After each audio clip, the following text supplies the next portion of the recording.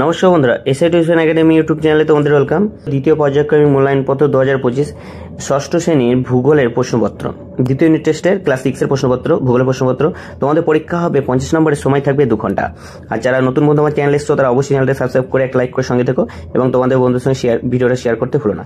চলো, 1 নম্বর টপিক কি বলছে দেখো, নিচের প্রশ্নগুলো উত্তর দাও যে কোনো 10টি। প্রথম প্রশ্ন কি বলছে পৃথিবীতে মোট মহাসাগরের সংখ্যা কয়টি? উত্তর হবে 5টি। 2 নম্বর প্রশ্ন কি বলছে দেখো, 2 নম্বর প্রশ্ন বলছে যে পৃথিবীর মধ্যে সবচেয়ে বেশি বৃষ্টি হয় কোথায়? উত্তর হবে মৌসিনরামে। 3 নম্বর প্রশ্ন হলো বিষাক্ত গ্যাস মিশ্রিত অ্যাসিড বৃষ্টি হলো, উত্তর হলো সালফিউরিক অ্যাসিড। 4 নম্বর প্রশ্ন হলো রাজস্থানের মরু অঞ্চলের প্রধান নদী কি? উত্তর হবে লুনি নদী। 5 নম্বর প্রশ্ন হলো বায়ু প্রবাহিত হয়, উত্তর হবে উচ্চচাপ অঞ্চল থেকে। 6 নম্বর প্রশ্ন হলো ট্রপোস্ফিয়ারে প্রতি 100 মিটার উচ্চতা বৃদ্ধিতে উষ্ণতা বা তাপমাত্রা কত কমে? উত্তর হবে 6.5 ডিগ্রি সেলসিয়াস কমে। 7 নম্বর প্রশ্ন হলো ওজোন স্তর দেখা যায়, উত্তর হবে স্ট্র্যাটোস্ফিয়ারে। 8 নম্বর প্রশ্ন হলো পানিপথের অভিমুখে বিরাট জলরাশিকে বলা হয়, উত্তর হবে ফ্যাংজিয়া। 9 নম্বর প্রশ্ন হলো আন্টার্কটিকা শব্দের অর্থ কি? উত্তর হলো দক্ষিণে বিপরীত। 10 নম্বর প্রশ্ন হলো বায়ুর আর্দ্রতা মাপা হয়, উত্তর হবে হাইগ্রোমিটার দিয়ে। 2 নম্বর টপিক হলো সত্য বা মিথ্যা নির্ণয় করো। চলো, প্রথম প্রশ্নটা দেখে নাও। 1 নম্বর প্রশ্ন হলো নীলগিরি একটি ভঙ্গিল পর্বত, এটি কি হবে? এটি হবে মিথ্যা। চলো, 2 নম্বর প্রশ্নটা দেখে নাও।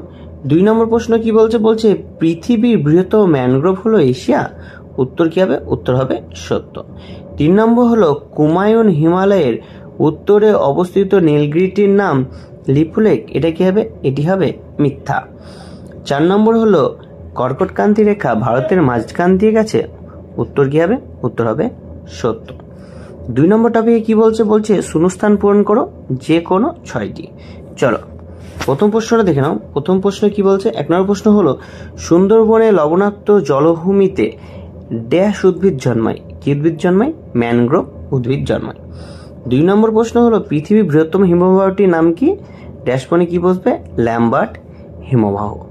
3 নম্বর প্রশ্ন হলো কয়লা হলো এক প্রকার কি হবে? জ্বালানি, জীবাশ্ম জ্বালানি। 4 নম্বর প্রশ্ন হলো বায়ুর আর্দ্রতা মাপা হয় কোন যন্ত্রের সাহায্যে? উত্তর হবে হাইগ্রোমিটার। 5 নম্বর প্রশ্ন হলো বৃষ্টিপাত মাপার যন্ত্রের নাম কি? উত্তর হবে রেনগজ। 6 নম্বর প্রশ্ন হলো পৃথিবীর শীতলতম স্থান হলো কি? ভস্কট স্টেশন। 7 নম্বর প্রশ্ন হলো আন্টার্কটিকায় অবস্থিত ভারতের প্রথম গবেষণা কেন্দ্রের নাম কি? উত্তর হবে দক্ষিণ গঙ্গোত্রী। 8 নম্বর প্রশ্ন হলো বলছে গরমকালে পশ্চিম হিমালয়ের দিকে বরফাবৃত পর্বতশ্রেণী কি নামে পরিচিত ছিল? হিমাচল নামে পরিচিত ছিল। 9 নম্বর প্রশ্ন হলো ভারতের নদী তীরবর্তী নবীন পলিমাটিকে ড্যাশ বলে, কি বলে? খাদার বলে, কি বলে? খাদার বলে। 3 নম্বর টপিক কি বলছে বাম দিকের সঙ্গে ডান দিকের স্তম্ভ মেলাও। চলো, প্রথমে দেখে নাও ডান দিকে কি দিয়েছে আর বাম দিকে দেখে নাও। 3-এর একেরটা কি বলছে দেখো, 3-এর একেরটা বলছে ম্যাগাজিন কি হবে? জলপ্রপাত। 2 নম্বর হলো কাঞ্চনজঙ্ঘা হলো ভারতের পর্বতশৃঙ্গ। 3 নম্বর হলো আগ্নেয়গিরি, এটা কি হবে? এটি হবে ভিসুভিয়াস। 4 নম্বর হলো বায়ুমণ্ডল, এটি হবে স্তরবিন্যাস। 5 নম্বরটা হলো এশিয়া, এটি হবে বৃহত্তম মহাদেশ। 4 নম্বর টপিকে কি বলছে নিচের প্রশ্নগুলি উত্তর দাও। চলো, 1 নম্বর প্রশ্ন কি বলছে দেখো। 1 নম্বর প্রশ্ন বলছে পৃথিবীর কয়টি মহাদেশ আছে? উত্তর হলো পৃথিবীতে 7টি মহাদেশ আছে। প্রত্যেকটা প্রশ্ন তোমাদের খুব খুব গুরুত্বপূর্ণ, তাই ভিডিওটা প্রথম থেকে শেষ অবধি দেখো এবং একটা লাইক এবং সাবস্ক্রাইব করতে ভুলো না এবং তোমার বন্ধুর সঙ্গে ভিডিওটা শেয়ার করতে অবশ্যই ভুলো না। চলো, 2 নম্বর প্রশ্ন হলো লালমাটি একটি অঞ্চলের নাম লেখো। উত্তর হবে লালমাটি একটি অঞ্চলের নাম হলো ছোটনাগপুর মালভূমি। 3 নম্বর প্রশ্ন হলো মেঘালয়ের 2টি জলপ্রপাতের নাম লেখো।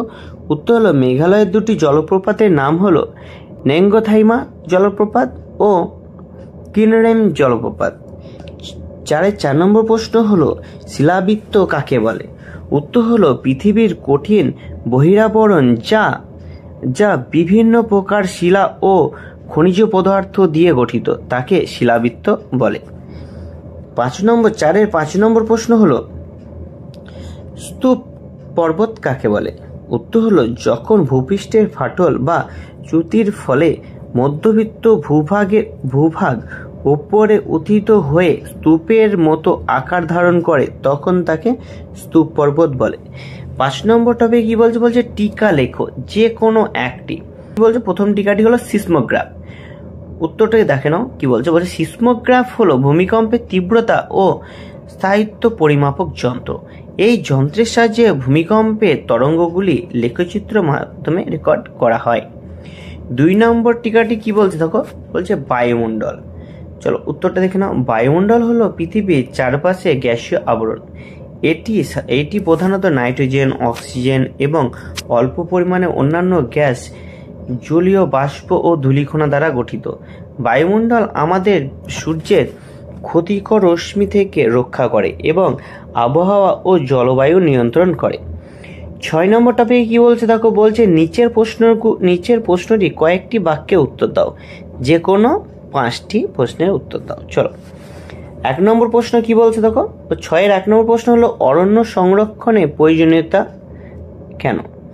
বলছে উত্তর কি বলছে অরণ্য সংরক্ষণের প্রয়োজনীয়তা বহুবিধ।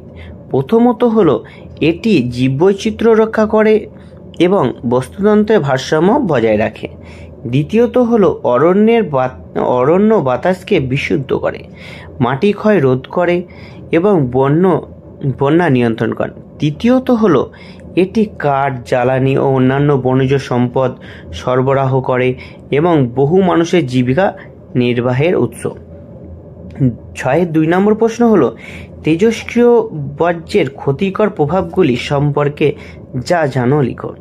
উত্তর হলো তেজস্ক্রিয় বর্জ্য অত্যন্ত বিপজ্জনক এবং এর ক্ষতিকর প্রভাব দীর্ঘস্থায়ী হতে পারে। তেজস্ক্রিয় বিকিরণের প্রভাবে ক্যান্সার, জিনগত ত্রুটি এবং অন্যান্য মারাত্মক রোগ হতে পারে।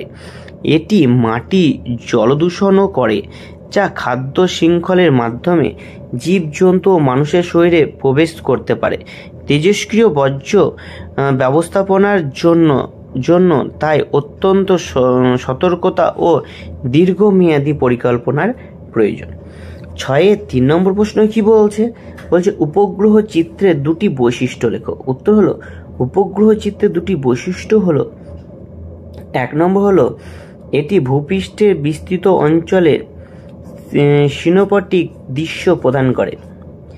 2 নম্বর হলো এটি দুর্গম ও প্রত্যন্ত অঞ্চলের তথ্য সংগ্রহে সহায়ক।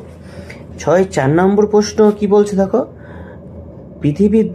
পৃথিবীর 2 মেরুতে কি কি মহাসাগর আছে তার নাম লেখো। উত্তর হলো পৃথিবীর উত্তর মেরুতে উত্তর মহাসাগর, আর্কটিক মহাসাগর, এবং দক্ষিণ মেরুতে দক্ষিণ মহাসাগর, যেটাকে আমরা আন্টার্কটিক মহাসাগর বলে থাকি বা অবস্থিত।